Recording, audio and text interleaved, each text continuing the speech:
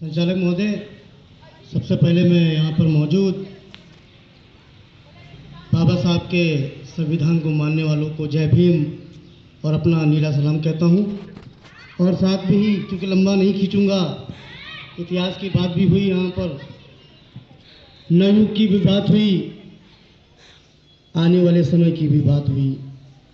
मैं अपनी बातों में कुछ सवालात भी छोड़ जाऊँगा और उस सवालात को मूवमेंट से जुड़े हुए लोग जब आज अपने घर में जाएं तो ये सोचें कि साजिद हुसैन आज़मी ने जो सवालात किए हैं वो कितने सही हैं और कितने गलत। और भारत का ये इतिहास है, अभी हमारे माननीय बड़े भाई एडवोकेट साहब ने, अनिल साहब भाई ने बताया कि मुसलमान और इस्लाम का इतिहास दलितों से और इस धरती से जुड़ा हुआ है।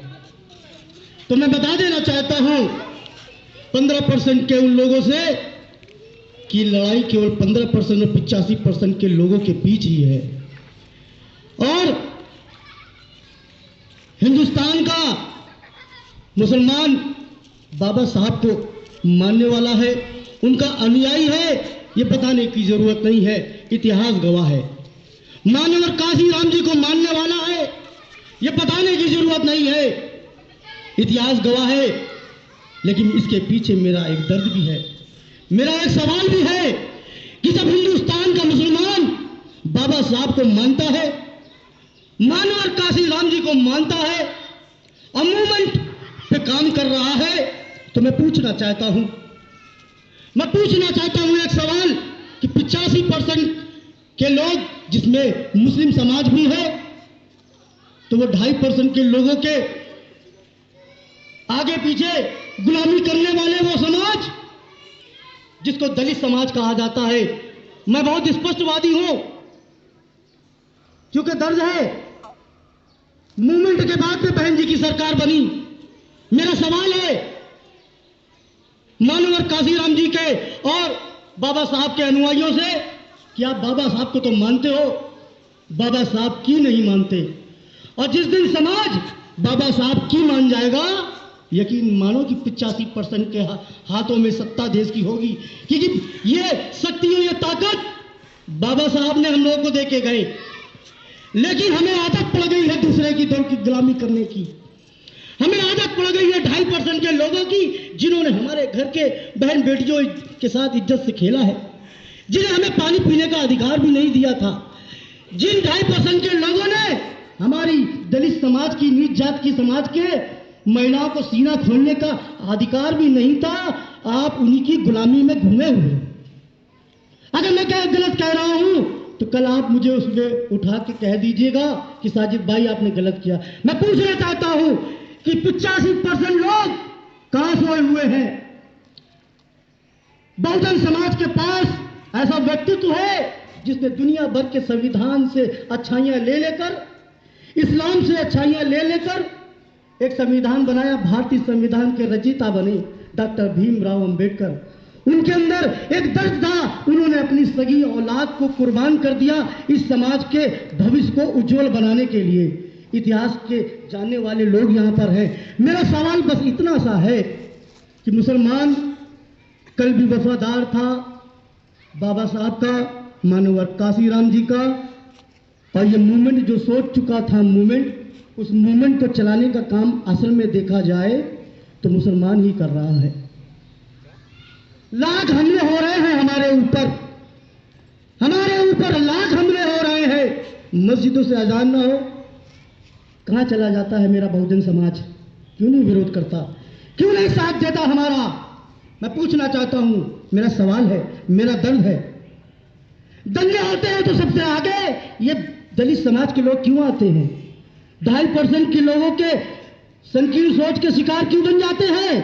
मेरा सवाल है, कोई ब्राह्मण पंडित लड़ने नहीं आता दंगे में। मुस्लिम क्षेत्र में भेजे जाते हैं तो हमारे दलित समाज के लोग भेजे जाते हैं, नौजवान लोग भेजे जाते हैं, छोटी छोटी बोतलें पिलाकर उनको रात में नशे में किया जाता है और रात में भेजा जाता है कि जाओ इस तरफ चले जाओ, यहाँ पे मुसलमान रहते हैं, तुम्हारे दुश्मन हैं। मैं पूछना चाहता हूँ, क्या दलित समाज का मुसलमान हिंदुस्तान की, भारत की धरती का मुसलमान दुश्मन है?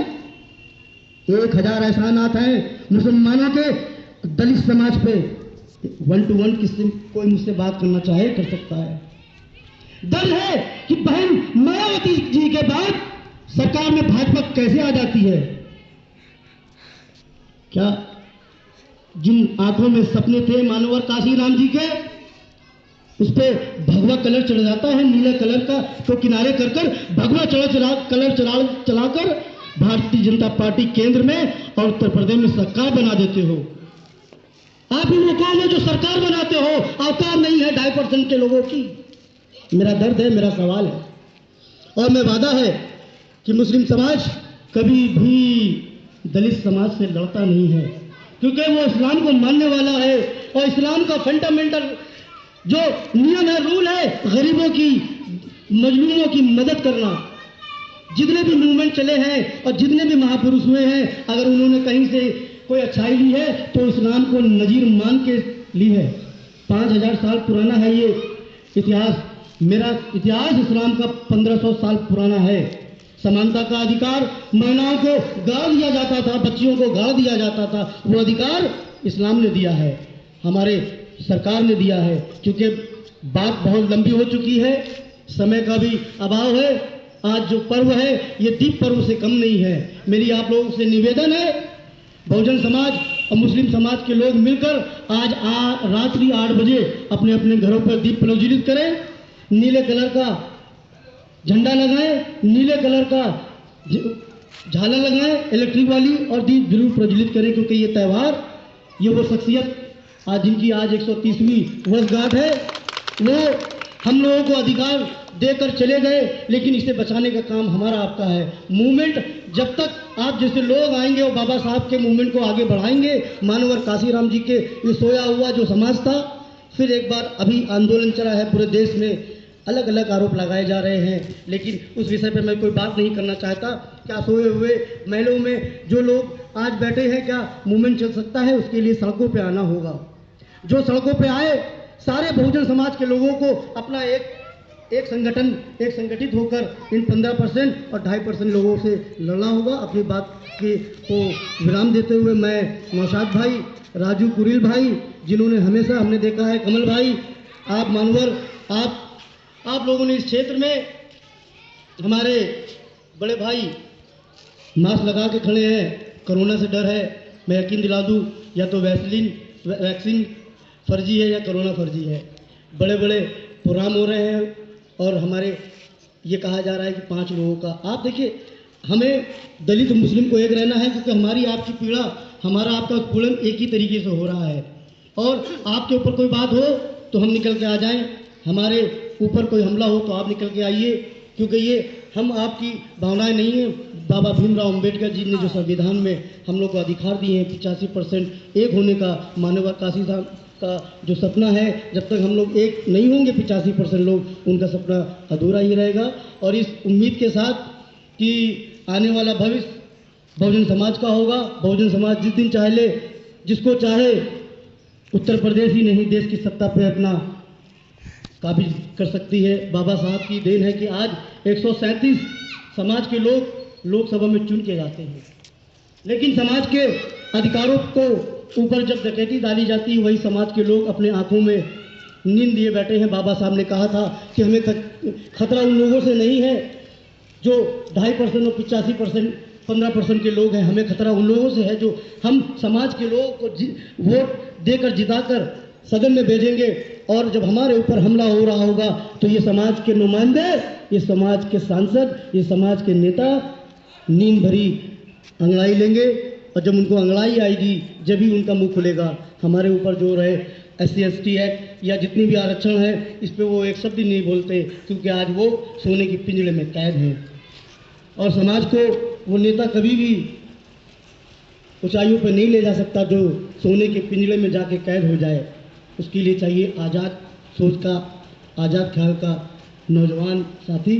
और हम सब बहुजन समाज के उज्जवल भविष्य के लिए निवेदन है कि आप लोग संगठित हों और मानवर काशीराम जी के उद्देश्य को पूरा करने के लिए, मानवर बाबा भीमराव अंबेडकर जी के सपनों को पूरा करने के लिए हम मुसलमान ये वादा करते हैं कि दलित समाज के साथ कंधे से कंधा मिला के रहेंगे।